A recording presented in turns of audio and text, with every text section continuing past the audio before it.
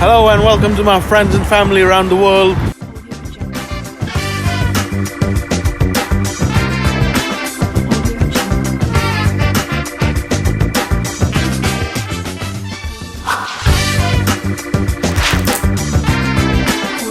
So we drove from southwest to southeast part of Portugal, and we thought that was a castle, but it was just a cemetery. So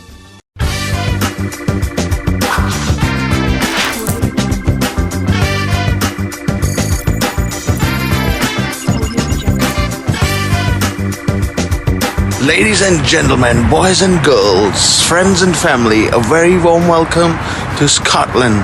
We are live from Scotland.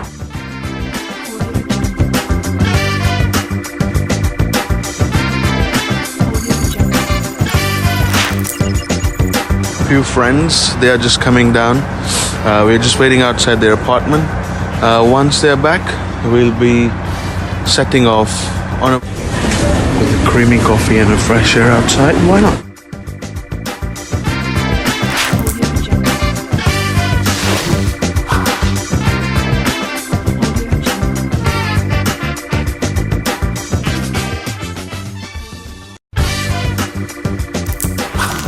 Hello and welcome to Fahad Jamshed Official.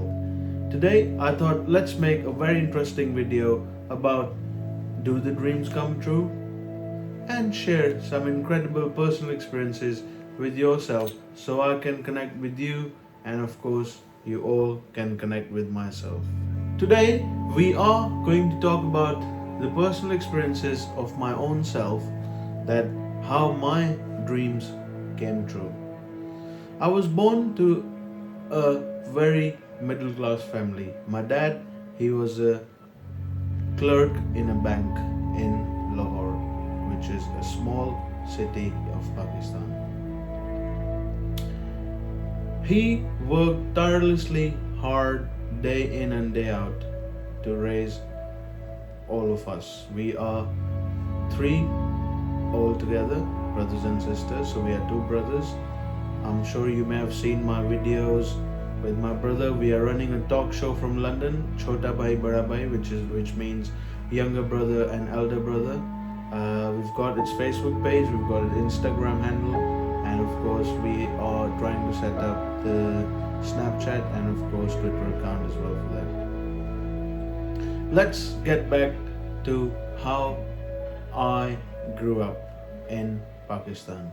Originally, I'm from Pakistan. I came to UK in 2006 to study. So I would like to start from my childhood, that how my family struggled raising us up. My main focus in this video would be how my dreams came true. My first dream was to be as much loved as I could in my family, and it did happen. I was the first born kid in the family from my side, so I was the most loveliest and the most cutest son of my parents, and of course I was the most cutest nephew, and of course I was the most cutest relative of every single relation in my family when I was born. My grandma was a very, very practical woman. May her soul rest in peace. She used to sew clothes of people in the local society to, upbring my father when he was young. I mean, they lived their life in an immense poverty. My dad tells me sometimes that she used to sew clothes of people and she used to go to house to clean people's house, on daily practices, just to earn the daily wage to, buy the bread and butter for the kids and the massive family which we used to have in our culture back in the days. When my father was recruited in a bank, he was chosen as one of the best professionals all over the family, because in all family, no one, when I say no one, I mean it. And that quote comes in my mind when I see people, driving their dads, their fathers, or their parents' inherited cars, and they start advising people who ride their own bicycle. My dad tells me that my grandfather was an employee of Pakistan Railways. He was just a normal worker working in their workshop. He used to cycle about 20 miles to go and 20 miles to come back every single day. Back in the days, there were no cars, and people were more energetic than we are today. My dad tells me that they always rented. I mean, they never had enough sort of money to build their own house. So he tells me that when he started working in a bank, he started receiving bonuses every now and then. To start with, it was quite harsh, to settle down. When you start your work placement at a new place, and you have to face the bullying and harassment, and so be it. I mean, in our culture, the awareness, raising awareness amongst people was the most toughest thing back in the days. I had, excuse me for that. I was the most nearest and dearest to my uncles and aunts. As of course I've just mentioned, I was the firstborn kid in my family, and they all loved me to bits, and I'm sure they still do. I still remember how my life changed. I was this much near to die. I had a very serious accident when I was only 2 years old, and I used to love one of the Bollywood songs. And back in the days, it wasn't as sort of strict protocol as it is these days to have a seat belt on. So I was sitting right on the passenger seat next to my uncle.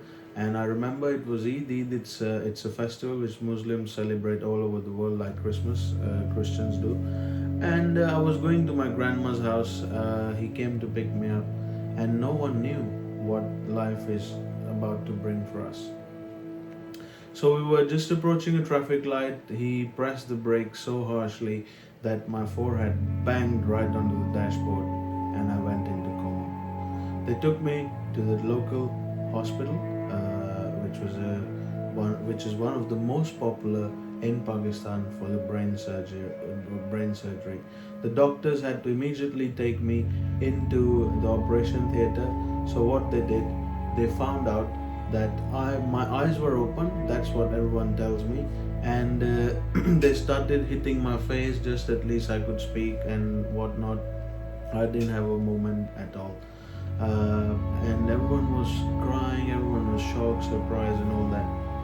So when I was taken immediately into the operation theater, the doctor had to do my brain surgery, and still you can see they took out the bone, and all this mark which you can see, these are the stitches which I had. They had to literally open my brain and take the cracked bone out, which got cracked when my head hit on the dashboard. I recovered quite quickly. Then after a year or so, another traumatic situation happened in our family. My dad was taken into a hospital for an open heart surgery. He was only 26, believe it or not, and that was the most traumatic time. It was like, the information age wasn't as developed as it is right now in the third world region where I'm from originally, in Pakistan. And believe it or not, for all our family, that was the toughest part, because it was me and my younger brother Rabi, and it was myself. And my mom used to cry day in and day out. My grandma, from mother's side, she passed away as well. She and my grandfather, they really helped us a lot financially. Every time to meet ends, we used to struggle, and they always used to give always like pocket money, always used to buy us presents, and having grandparents on your side when you're struggling both physically, spiritually, financially, and morally. They used to be always there to support. They sent us to a very incredible school. Our school was St. Anthony's High School in Lahore. It was a Christian Catholic school, and believe it or not, being a person from Pakistan, we studied in a co-ed school where the girls and boys were together. I mean, technically speaking, all around the world, people think that oh, Pakistan, it's a Muslim country. How on earth there are Christian Catholic schools? Of course they are. I mean, we respect all the religions in our country, and of course we give them space and of course the air to breathe in a way that they have all equal rights. What we have as citizens of that country. Although the media and all the countries, they do have a dirty face, but you know let's talk about positive sides of that entire region. We went in our school. I was a backbencher. I was the poorest student of my life, starting from Montessori up to class 10 when I finished the school, which is equivalent to O levels. And I wasn't very admired student, although I used to think that I used to gossip a lot in my childhood, and I used to make my friends laugh with my gossips, and I used to love school trips. Every single morning I used to be the first one when we knew that tomorrow we are going for a school trip. So I used to have a hat with a cartoon character from Disney.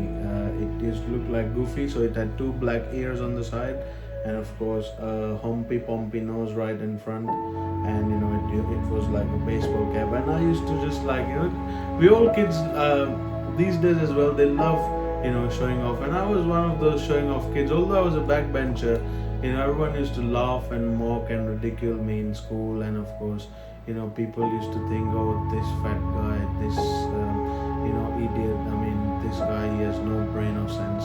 He's no one to us. We can say anything or do anything to him. And I used to get very stressed. I mean, I used to think, how should I counter this all? I mean, although the school was quite disciplined, but when you're in school, and of course your brain is developing into something, you are learning how to just live your normal life. But there was no sort of motivation. Although the school exercises were quite good, we had incredible extracurriculum activities like I was great in singing. I was rewarded with one of the best singers award once a year, I think, and in the school. That was very late up. I think I was in 8th grade, and most likely most of my school life spent as a backbencher.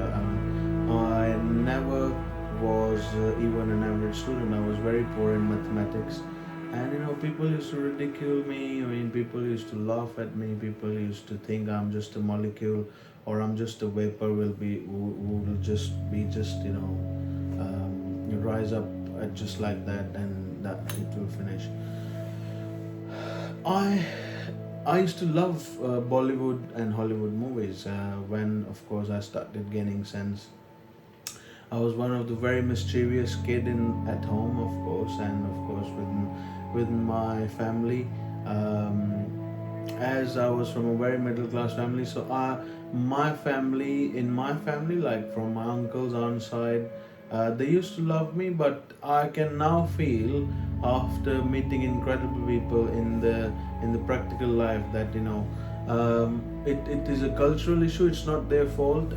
What they used to do, they used to distinguish amongst their kids and us, my brothers and sisters, that oh yeah, they are from a very middle class family. So in our cultural, these are cultural issues that you sometimes think, oh wow, one brother's kids, that brother is very rich, so you have to give more respect to them, and vice versa.